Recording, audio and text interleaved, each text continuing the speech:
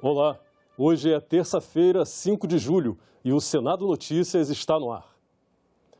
A instalação da CPI do MEC e outras CPIs deve ocorrer somente após o período eleitoral. A informação foi dada hoje pelo presidente do Senado, Rodrigo Pacheco, em mensagem no Twitter, depois de reunião de líderes.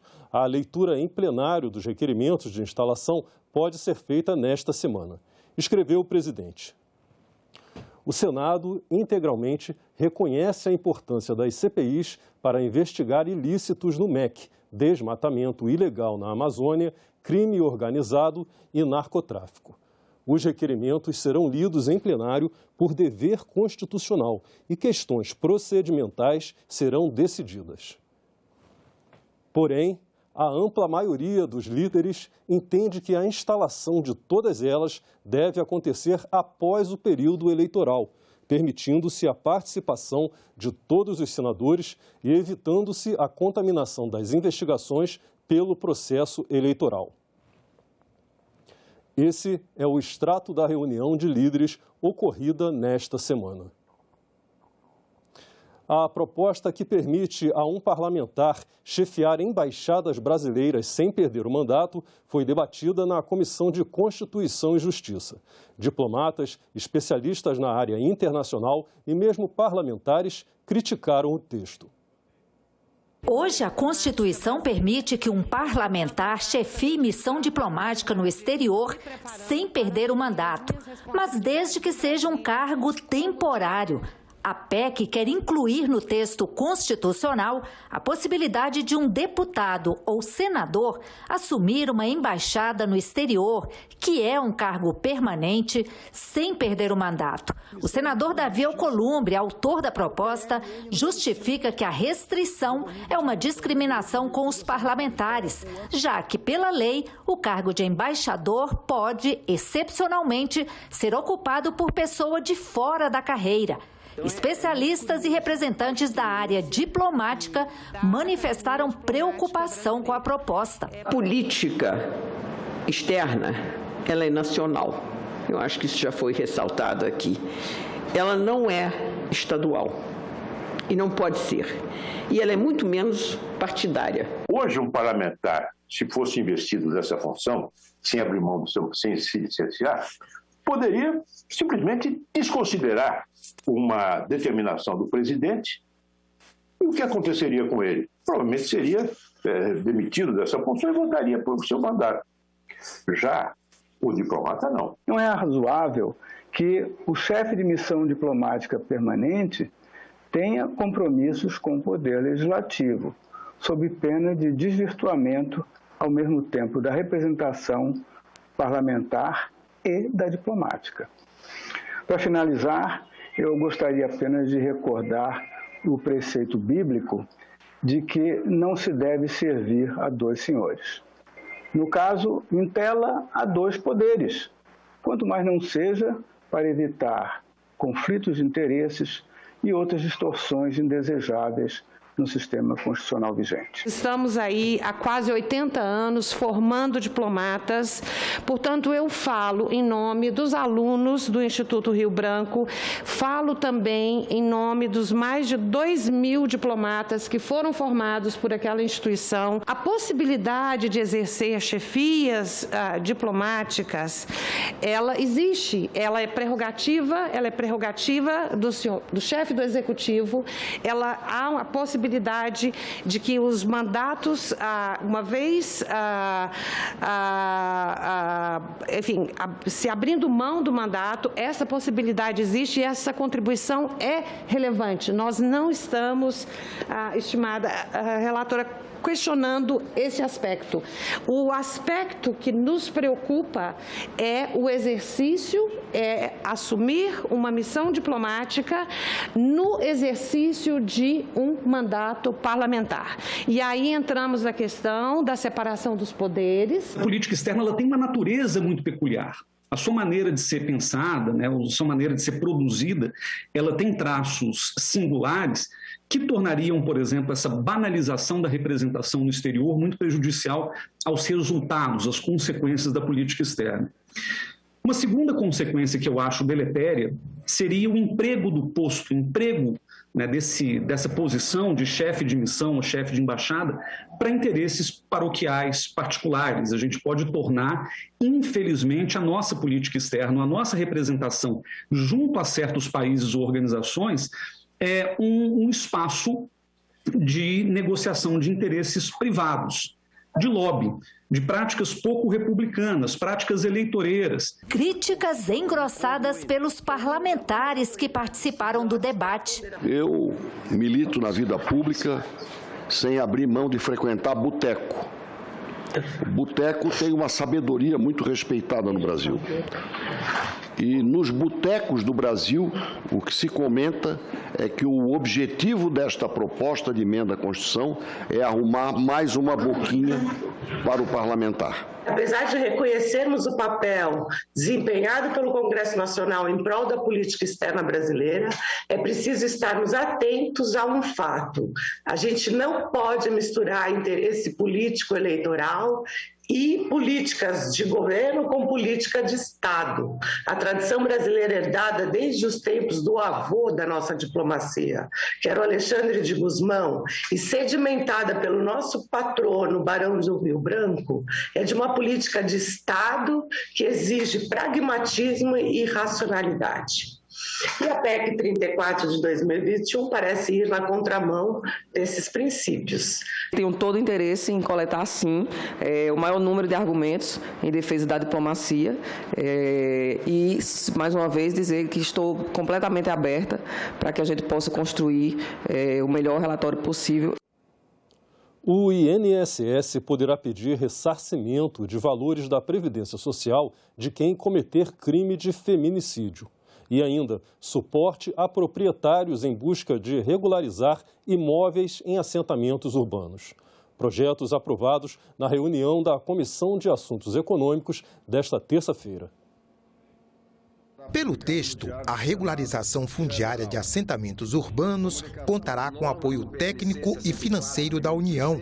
A regularização passa a ser um dos objetivos do programa Minha Casa Minha Vida, que terá recursos específicos para esse fim. Dessa forma, o PL estabelece que serão direcionados as ações de regularização fundiária de assentamentos urbanos, no mínimo 2% dos recursos empregados anualmente ao Programa Nacional de Habitação e Urbanismo, ainda que realizará oferta pública de recursos destinados à subvenção econômica em municípios com a população de até 50 mil habitantes, no montante supramencionado.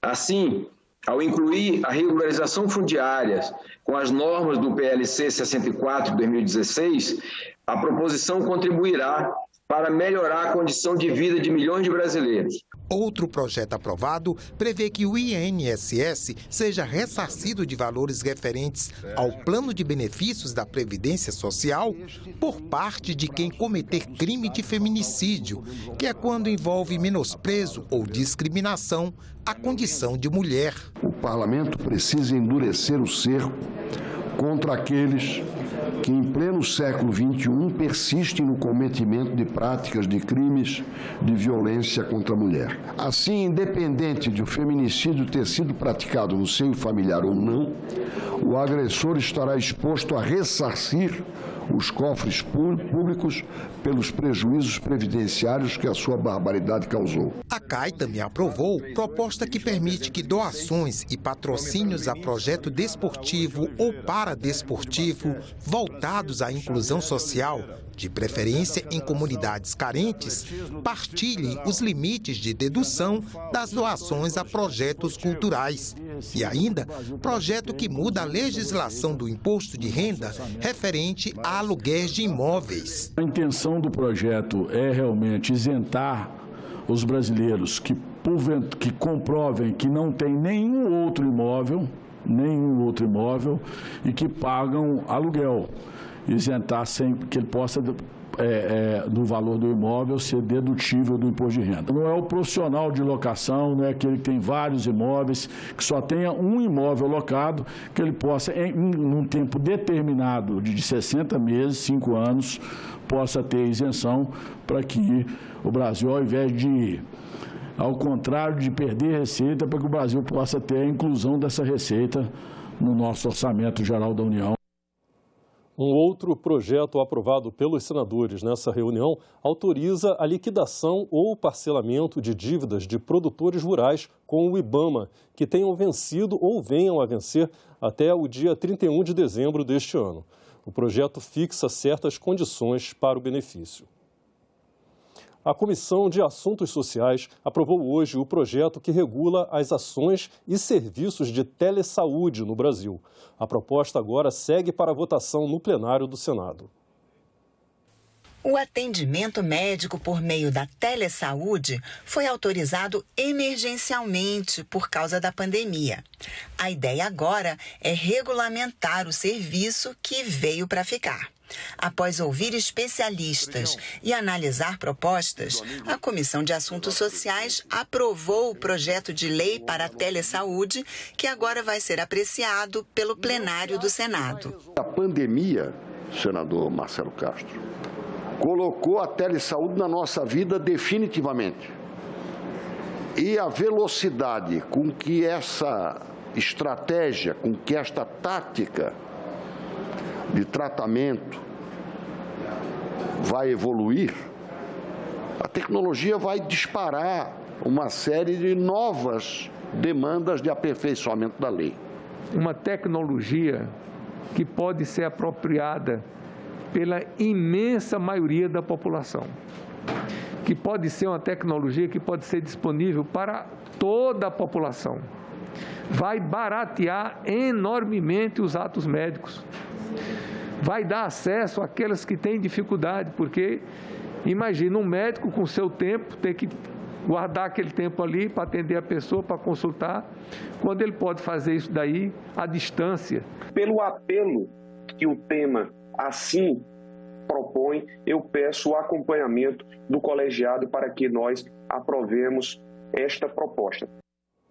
A comissão também aprovou de forma terminativa mais duas propostas. Uma que determina a atualização vacinal das pessoas que não estiverem em dia com o Plano Nacional de Imunização quando forem a um posto de saúde.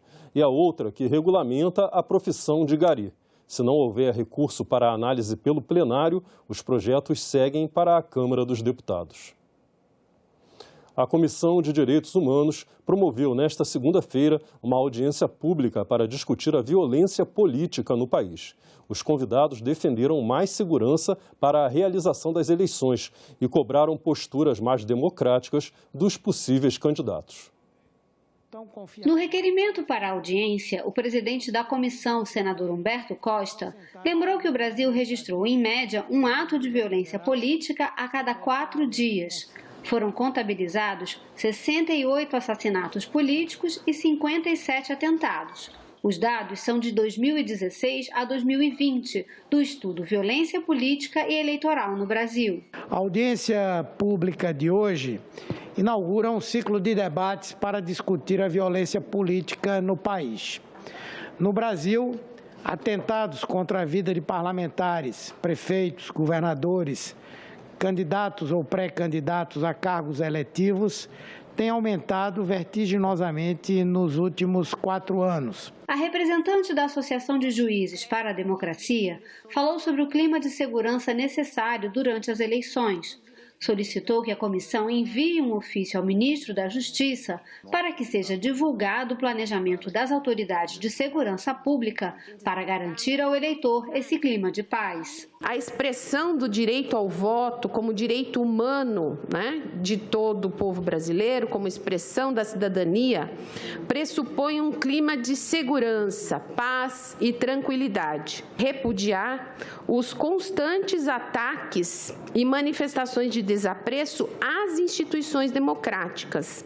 E, nesse sentido, nós entendemos que os reiterados e sistemáticos ataques às urnas eletrônicas e, principalmente, a insistência no voto impresso representa já por si só um ataque ao Congresso Nacional. O procurador de Justiça Edson Baeta lembrou que o Ministério Público Eleitoral fiscaliza o processo das eleições e que depois de 26 5 anos de urnas eletrônicas, é possível afirmar que o modelo é seguro e confiável. O sistema eleitoral ele é fiscalizado em todos os âmbitos desde o início dele, não só pelo Ministério Público Eleitoral, que exerce esse papel de maneira muito firme, mas também pelos partidos, porque os partidos têm o interesse no resultado das eleições.